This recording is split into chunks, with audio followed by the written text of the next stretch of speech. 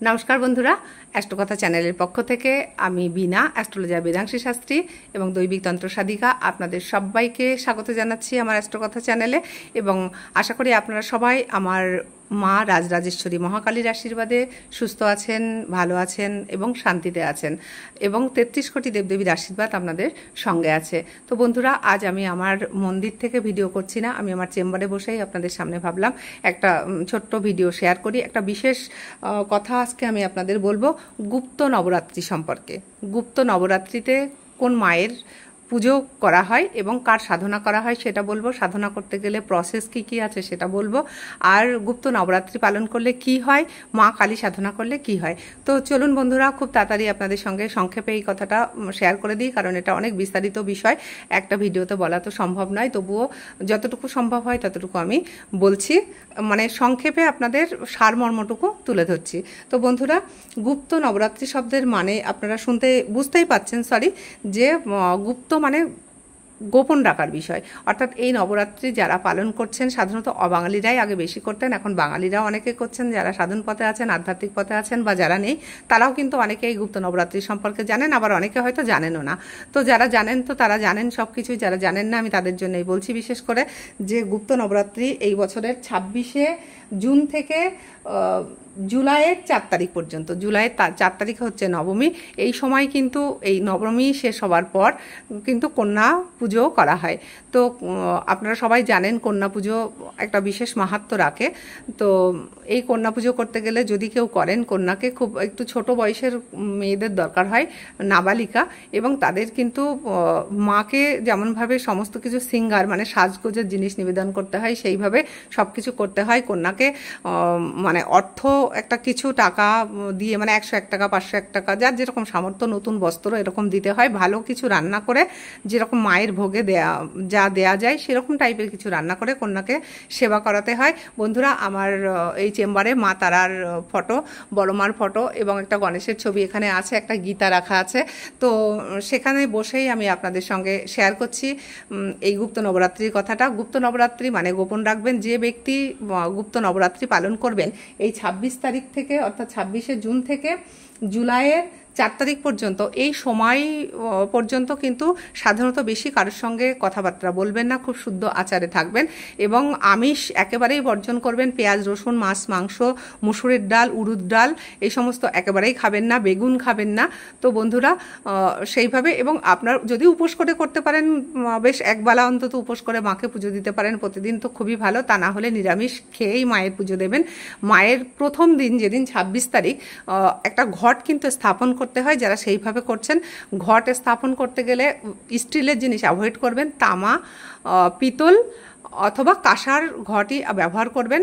একটা পূর্ণ মানে কি বলবো, একটা ডাব দেবেন বা একটা কলা দেবেন, ঘটের উপরে আমের পল্লব দেবেন, সিঁদুরের ফোঁটা দেবেন, স্বস্তিক চিহ্ন আঁকবেন, মায়ের নামে সংকল্প করবেন। প্রথম দিন হাতে আতপ চাল নেবেন, গঙ্গার জল নেবেন, নিয়ে সংকল্প করবেন যে মা আমি, আপনি যে মায়ের উদ্দেশ্যে করবেন, দুর্গা মা, কালী মা, যে মারই উদ্দেশ্যে করুন না কেন, মা দুর্গা এবং মা কালী প্রধানত এই দুজনের উদ্দেশ্যে নবরাত্রি পালন করা হয়।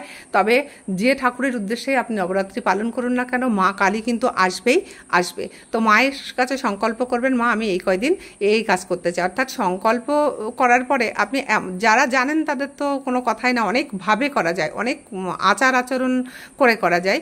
এর জন্য একটা মায়ের ফটো পর্যন্ত লাগে, মানে সৌম্যরূপের ফটো বা মূর্তি নিতে পারেন, মানে শান্ত মূর্তি, উগ্র মূর্তি কিন্তু বাড়িতে পুজো হয় না। যেমন দক্ষিণেশ্বরের মন্দিরের মা যেমন আছেন, সেরকম শান্ত স্বভাবের মায়ের ফটো নিতে পারেন। বা যদি ফটো না থাকে তো কোনো অসুবিধা নাই, ঘটের সামনে, কিংবা ঘট যদি বসাতে না পারেন তাহলে শুধু মায়ের সামনে, কোনো অসুবিধা নেই, করবেন।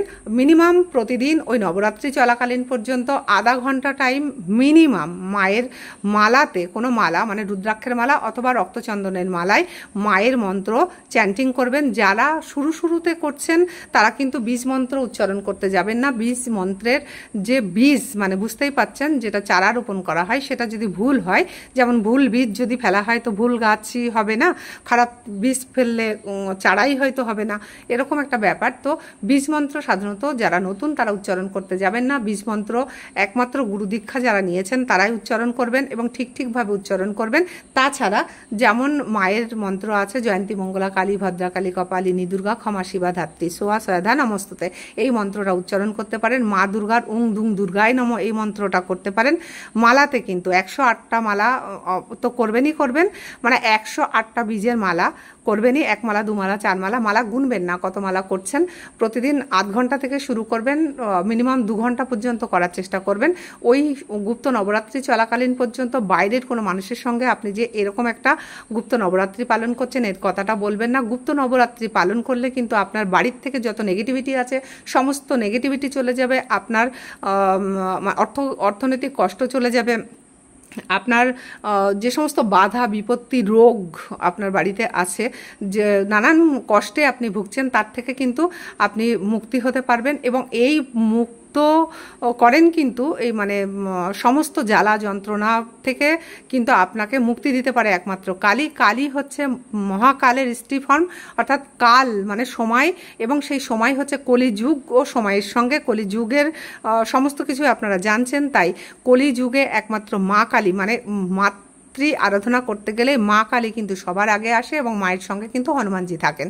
তো বন্ধুরা সেই হিসাবে মা কালী একটু সাধারণত সবার কানেকশন বেশি হয় সবার সঙ্গে, একটু যারা সাধন ভজনের পথে আছেন। তাই অনেকে হয়তো প্রশ্ন করেন যে মা কালী, এত মা কালীকে কেন সবাই ডাকে? আসলে মা কালীকে ডাকলে মা কালী খুব তাড়াতাড়ি কথা শোনে। মা কালী কিন্তু দুর্গারই একটা উগ্র রূপের প্রতিচ্ছবি। যখন ঈশ্বর মানে সমস্ত দেবতারা পারেননি তখন কিন্তু মায়ের শরণাপন্ন হতে হয়েছিলেন। মা এমনকি দুর্গাপুজোর দিনও কিন্তু অষ্টমীর দিন মা কালীর চণ্ডাল রূপকে পুজো করা হয়। তো বন্ধুরা মা কালী মা দুর্গা একই, কিন্তু মায়ের যে উগ্র রূপ মা কালী সে কিন্তু আপনার শত্রুকে নাশ করবার জন্যে। মা কিন্তু সাধারণত খুব সৌম্য, মা আমার সন্তানদের কিন্তু ভালোবাসেন, মানে সে সন্তান কিভাবে সুস্থ স্বাভাবিক থাকবেন, রোগ জ্বালা থেকে মুক্তি থাকবেন সেই বিষয়ে মা মানে লক্ষ্য রাখেন এবং তার থেকে মুক্তি দেন যদি কিনা ঠিক মতো মায়ের আরাধনা সেবা পুজো করা হয়, ধ্যান করা হয় এবং মালা জপা হয়। একটু মালা জপা কিন্তু শুধু মাটিতে বসে জপবেন না, আসন অবশ্যই রাখবেন। অনেক নিয়ম আছে, আমার চ্যানেল থেকে যত ভিডিও আছে দেখে নেবেন সার্চ করে, এবং আরও ভিডিও আমি এই বিষয়ে দেব আপনাদের, যাতে আপনাদের সুবিধা হয় জানতে। কারণ আধ্যাত্মিক লাইনে যারা আছেন তারা অনেকেই জানেন, আবার সবাই যে সব কিছু জানেন তা কিন্তু না।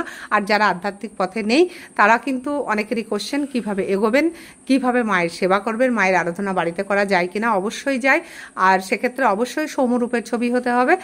আগেও বলেছি মায়ের কোনো উগ্রমূর্তি কিন্তু বাড়িতে পুজো করা যায় না। মা কালী কিন্তু মায়ের সন্তানের জন্য ভালো। মা আপনি যদি অন্যায় করেন মায়ের পুজো করতে করতে মা আপনাকে অবশ্যই শাসন করবে, মা আপনার অনেক পরীক্ষা নেবে, কিন্তু তাই বলে মা কিন্তু শেষমেশে আপনার সঙ্গেই থাকবে, সাথ দেবে, কিন্তু আপনার যে শত্রু তাদের কিন্তু মা নাশ করবে। তো এই হিসাবেই মায়ের আরাধনা করবেন। মা কালী খুবই দয়াময়ী। তো বন্ধুরা গুপ্ত নবরাত্রি পালন করুন। যাদের কোনো বিশেষ মোক্ষ লাভ করার আছে তারা কিন্তু এই নবরাত্রি পালন করে সেই মোক্ষ লাভ করতেই পারেন বন্ধুরা। আর যারা নতুন মনে করছেন মায়ের মাতৃ আরাধনা শুরু করবেন, কোন সময় করবেন, তারা কিন্তু এই সময় থেকে মাতৃ আরাধনা শুরু করতে পারেন এবং তারপরে মানে নির্দিষ্ট নিয়ম করে একটা সময় কিন্তু করতে পারেন। মাতৃ আরাধনা সাধারণত রাত্রেবেলা করা হয়, রাত্রের দিকেই মাতৃ আরাধনা করা হয়। আর মানে যেটা সাধন ভজন করবেন সেটা রাত্রের দিকেই করবেন, যে আধা ঘন্টা 1 ঘন্টা 2 ঘন্টা যতটা মন্ত্র চ্যান্টিং করবেন ওই সময় করবেন। একটু ধ্যান লাগানোর চেষ্টা করবেন, প্রথম ধ্যান আসবে না, তবুও একটু শান্ত হয়ে বসবেন, মাকে ডাকবেন আর আপনার মনস্কামনা মাকে বলবেন। অবশ্যই মায়ের প্রিয় ভোগ এই সময় নিবেদন করবেন, মাকে যা যা সেবা দিতে চান, ফলমূল, মায়ের প্রিয় জিনিস। এখন তো ইন্টারনেটে সব কিছু পাওয়া যায়, গুগল সার্চ করবেন, অনেক কিছু জেনে যাবেন। সেইভাবে মায়ের সেবা যত্ন করবেন, মন্ত্র অবশ্যই জপ করবেন। হ্যাঁ, মা কিন্তু অগ্নি অগ্নিতত্ত্বের। মায়ের মন্ত্র জপ করলে কিন্তু শরীরের ভিতরে একটা মানে খুব অগ্নিতত্ত্ব বাড়তে পারে। তো সেই জন্য সঙ্গে কিন্তু একমালা অবশ্যই শিবের ওম নমঃ শিবায় মন্ত্রটা জপ করবেন। ওম নমঃ শিবায় মন্ত্রটা হচ্ছে ওয়াটার সাইনের, তাই এই মন্ত্রটা জপ করে মায়ের মন্ত্র জপ করলে কিন্তু অনেকটা ব্যালেন্স থাকবে। তো বন্ধুরা, এইভাবে গুপ্ত নবরাত্রি করুন।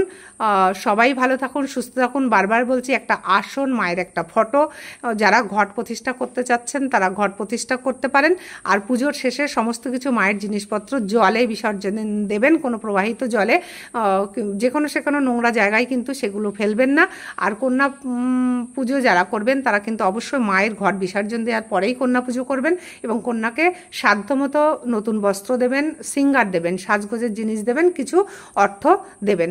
এবং এখন তো সবসময় কন্যা পাওয়া যায় না, কারণ কন্যাদেরও অনেকটা ক্যাটাগরি আছে, বিভিন্ন বর্ণের থেকে কন্যা নিয়ে আসা বিভিন্ন মানে অন্য মাত্রা রাখে সেই কন্যা পুজোয়। তো সেটা এই ভিডিওতে বললে অনেক বড় অলরেডি হয়ে গেছে। ধৈর্য ধরে আমার সঙ্গে আছেন, সে তার জন্য অনেক ধন্যবাদ আপনাদের। যদি আমার কথা ভালো লাগে তাহলে অবশ্যই অ্যাস্ট্রোকথা চ্যানেলের সঙ্গে থাকবেন। অ্যাস্ট্রোকথা চ্যানেলটাকে লাইক, শেয়ার, সাবস্ক্রাইব করবেন এবং অনেক ভালোবাসা দেবেন। আপনারা আমার সঙ্গে থাকুন, আপনাদের সবার ভালো হোক, সুস্থ হোক, শান্তিতে আপনারা থাকতে পারেন। নেক্সট ভিডিওয়ে আবার দেখা হবে, ততক্ষণে টাটা।